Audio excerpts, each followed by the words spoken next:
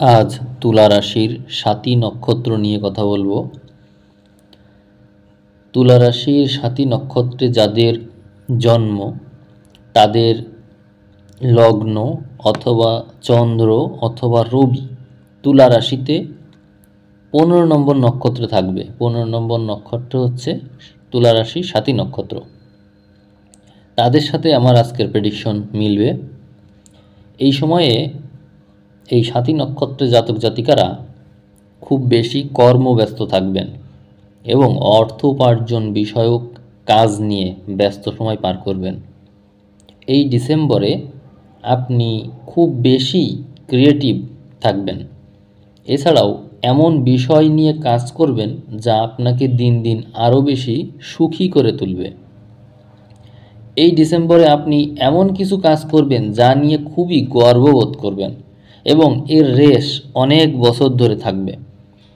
আপনি আপনার নিজের বুদ্ধিমত্তা ও আইডিয়া নিয়ে খুব বেশি সন্তুষ্ট থাকবেন। এই মাসে আপনার আয় বৃদ্ধি পাবেই। এই সময়ে আপনার পরিশ্রমও বৃদ্ধি পাবে এবং সেই সাথে আপনি যে কাজ করেছেন তার কিন্তু সঠিক প্রতিদানও পাবেন। স্বাতী নক্ষত্রে জাতক জাতিকারা এই ডিসেম্বরে দীর্ঘমেয়াদী বেশ কিছু পরিকল্পনা করবে যা তাদেরকে আজীবন সুবিধা প্রদান করবে ভবিষ্যতে। স্বাতী নক্ষত্রের যোগ্যতা এই সময়ে অবশ্যই বাড়বে এবং এই নিয়ে কোনো সন্দেহ করার অবকাশই নেই। স্বাতী নক্ষত্রের গ্রহ নক্ষত্রের বর্তমান পরিস্থিতি খুবই ভালো, সেই কারণে সব দিক দিয়ে উন্নতি করবে এই তুলা রাশি স্বাতী নক্ষত্রের জাতক জাতিকারা। কর্মক্ষেত্রে স্বাতী নক্ষত্র কিছুটা কষ্ট পেতে পারেন, তবে তা সাময়িক সময়ের জন্য, খুব অল্প সময়ের জন্য। কেননা স্বাতী নক্ষত্রের সময় কিন্তু অনেক ভালো। কেন ভালো, কীভাবে ভালো সেটা একটু বলি। স্বাতী নক্ষত্রের জন্য একমাত্র রাজযোগকারী গ্রহ হচ্ছে শনি। এই শনি কিন্তু পঞ্চমে বসে আছে, অর্থাৎ কুম্ভে বসে আছে। 28 ডিসেম্বর শনি যেহেতু নক্ষত্র পরিবর্তন করবে, এই জন্য রাজযোগের যে ফল তা কিন্তু এই সময় অবশ্যই প্রদান করছে। চতুর্থ গৃহে অর্থাৎ মকরে শুক্র অবস্থান করছে, যা 100% শুভ ফল দিয়ে থাকবে। তুলা লগ্নের জন্য বা তুলা রাশির জন্য এই শুক্র কিন্তু খুবই শুভ গ্রহ লগ্নপতি হিসাবে। এই কারণে শুক্রর শুভ অবস্থান, চতুর্থ অবস্থান খুবই শুভ ফল দিয়ে থাকে। দশম ঘরে মঙ্গল খুব ভালো ফল দেয়। দেখা যাচ্ছে এই তুলার ঘর থেকে দশমে মঙ্গল বসে আছে, যা শতভাগ শুভ ফল দিবে। যদিও মঙ্গল নিঃস্ত এই ঘরে হয়ে যায়, কিন্তু স্বাতীর জন্য কিন্তু তা অশুভ নয়। মঙ্গল কেবল এই জাতক জাতিকাদেরকে নানা দিক থেকে ব্যস্ত করে তুলবে, একের পর এক কাজ আসতেই থাকবে, কিন্তু এই মঙ্গল কিন্তু তাদের জন্য শুভ। এরপর ষষ্ঠ ঘরের দিকে যদি খেয়াল করি, সেখানে রাহু বসে আছে। রাহু ষষ্ঠ ঘরে খুব ভালো ফল দেয়।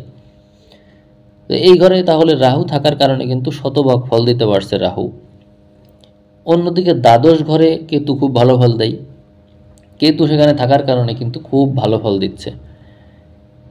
এই রাহু আর কেতু দুটো অশুভ গ্রহ হয়ে থাকে সবসময়, কিন্তু তারা ভালো ফল দিচ্ছে। রোগ, ঋণ, ফাড়া এগুলো থেকে তো মুক্তি দিবেই, সেই সাথে নানা দিক থেকে অর্থ আয়ের সুযোগ থাকছে। অবশ্য তার জন্য জাতককে অতিরিক্ত কাজ করতে হবে। জাতক জাতিকারা অনেক বেশি ব্যস্ত থাকবে। তাদের যে কাজ, সেই কাজের পাশাপাশি তারা অন্য কোনো কাজ করবে, যার ফলে তাদের অতিরিক্ত আয় হবে। এই সময়ে তারা কিন্তু শত্রু দমন করতে পারবে, রোগ ব্যাধিকে দমন করতে পারবে এবং সেই সাথে তাদের ভিতর আধ্যাত্মিক চেতনা কিন্তু অনেক বেশি বৃদ্ধি পাবে। এছাড়াও এই রাহু কেতুর প্রভাবে কিন্তু তাদের যে বিপদ আপদের প্রবণতা সেটা কিন্তু অনেক কমে যাবে। এদিকে দেখা যাচ্ছে তার 2 নম্বর ঘরে বুধ বসে আছে। বুধ কিন্তু তার জন্য অত্যন্ত শুভ গ্রহ, কারণ হচ্ছে বুধ একই সাথে মোক্ষ ঘরের অধিপতি এবং একই সাথে নবমপতি। তো সেই বুধ দ্বিতীয় ঘরে থাকার কারণে, বাক্যের ঘরে থাকার কারণে তার কথার দ্বারা মানুষ অনেক উপকৃত হবে। এই সময় স্বাতী নক্ষত্রের জাতক জাতিকারা এই সময় যা বলবে তা কিন্তু অন্যদের জীবন পরিবর্তন করে দিবে এবং সে এই সময়ে যে অর্থ উপার্জন করবে, প্রচুর অর্থ, সেখান থেকে সে সিংহভাগ অর্থ কিন্তু নিজের জন্য না রেখে অন্যদের জন্য ব্যয় করবে। হতে পারে ফ্যামিলি বা ভাই বোন বা কোনো ঋণ বা এমন কোনো কিছু যেটার পেছনে অর্থ ব্যয় করে সে অনেক সন্তোষ বোধ করবে।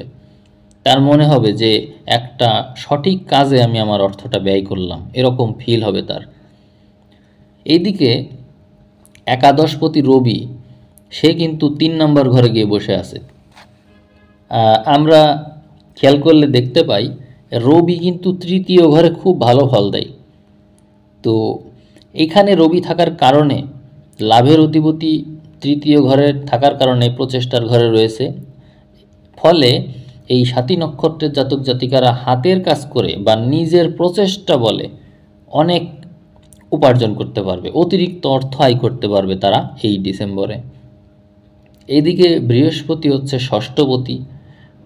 বৃহস্পতি ষষ্ঠপতি হওয়ার কারণে সে রয়েছে কিন্তু অষ্টমে। এই সময়ে ষষ্ঠপতি অষ্টমে, অর্থাৎ বিপরীত রাজযোগ, বিপরীত রাজযোগ সৃষ্টি হয়ে গেছে।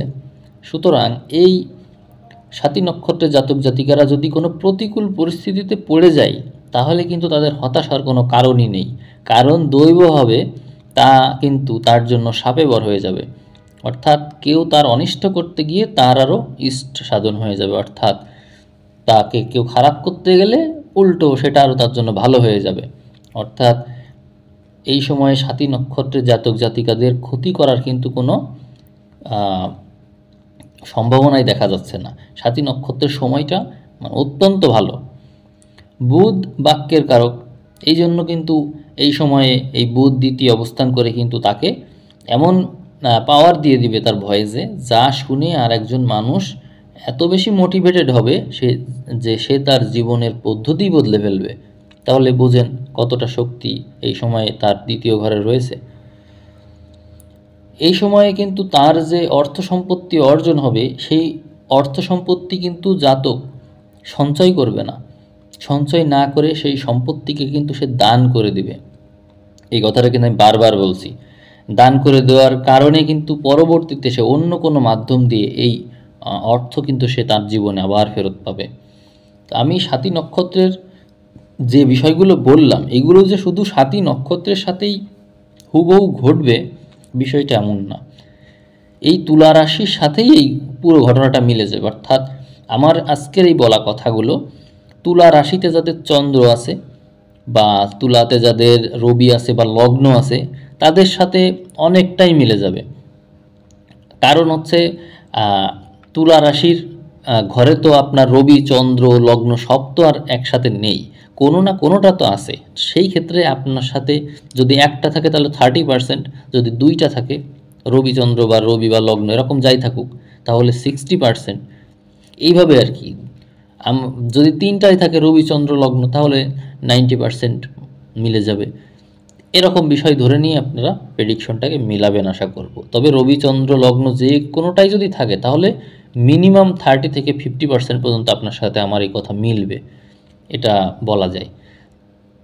সাতী নক্ষত্রের বিষয়ে আজকে আমি বেশ কিছু কথা বললাম, আশা করি আপনাদের সাথে এটা মিলবে, মেলার কথা। কারণ হচ্ছে তুলা রাশির গ্রহ নক্ষত্রের পজিশন এই সময় খুব ভালো। তো ঠিক আছে, ভালো থাকবেন। আপনাদের সময়টা কেমন যাচ্ছে আপনারা কমেন্ট করে জানাতে পারেন। ধন্যবাদ।